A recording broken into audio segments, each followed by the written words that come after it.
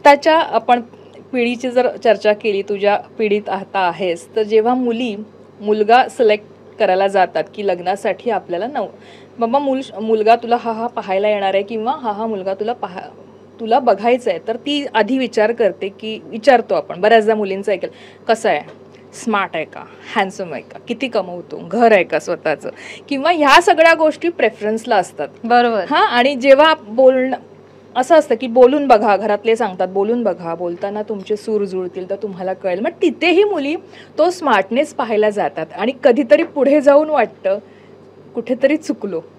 मग आता हे जे तू म्हणालीस ना, हे खूप छान वाटलं की कुठेतरी या गोष्टीही पाहायला हव्यात. बोलता बोलता तुम्हाला खूप साध्या गोष्टी असतात, ह्या कुठेतरी तुम्हाला खूप काही पुढे फायद्याचे ठरत असतात. आपण तो फायदा चुकीचा जरा बघायला जातो आणि पुढे जाऊन वाटतं की काहीतरी चुकलं. तुला याविषयी काय म्हणायचं? कारण हा सिनेमा थोडंसं जे कॅरेक्टर आहे ते थोडंसं आता पाहिल्यावर वाटतं नाही बाबा हे असंही पाहायला हवं. हो, नाही मला काय वाटतं माहितीये का, हा एक तर फार व्यक्तिसापेक्ष मुद्दा आहे आणि ह्याच्या पलीकडे जाऊन मला असं वाटतं की त्या वयातलं तुमचं बदलत जाणं असतं ना, ते सुद्धा तुम्हाला या सिनेमात बघायला मिळतं. की आता जर सांगू तर 25 किंवा 30 पर्यंतच्या मुलींना ना, we tend to fall for bad boys, जे आपल्याला खूप स्मार्ट दिसणारी, ते आल्यानंतर एक तो म्हणतात ना की ग्रुप की जान आहे की यार ये मेरा बंदा आहे असं वगैरे. पण ही मुलं जी आहेत ना, ती तेवढीच असतात अगं. ती जशी आपल्याला छान स्वप्नाळू वाटत असतात ना, तशी ती आपल्याबरोबर खूप लोकांना स्वप्नाळू वाटत असतात.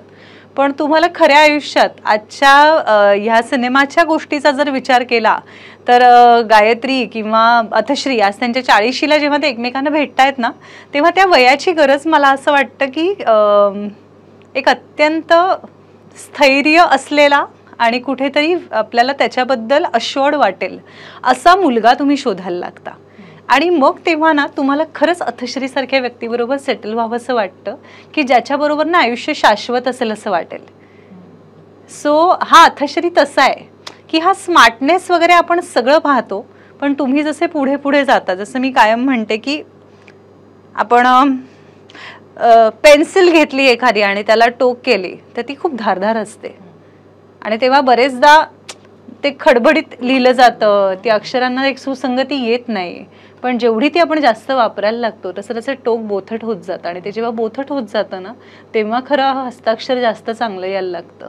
ते तसं आहे की आपल्या जेव्हा अपेक्षांची पातळी फार जास्त शार्प असते ना, तेव्हा त्या कितपत आपल्यासाठी योग्य असतात किंवा मार्ग किती सरळ किंवा सोपा करणार आहेत का खडतर करणार आहेत हे त्या क्षणी कळत नाही. पण जसं तुमचं ते टोक बोथट होत जातं, अपेक्षांचं ओझं तुम्ही तुमचं कमी करून घेता, तसं तुम्हाला पण छान वाटतं.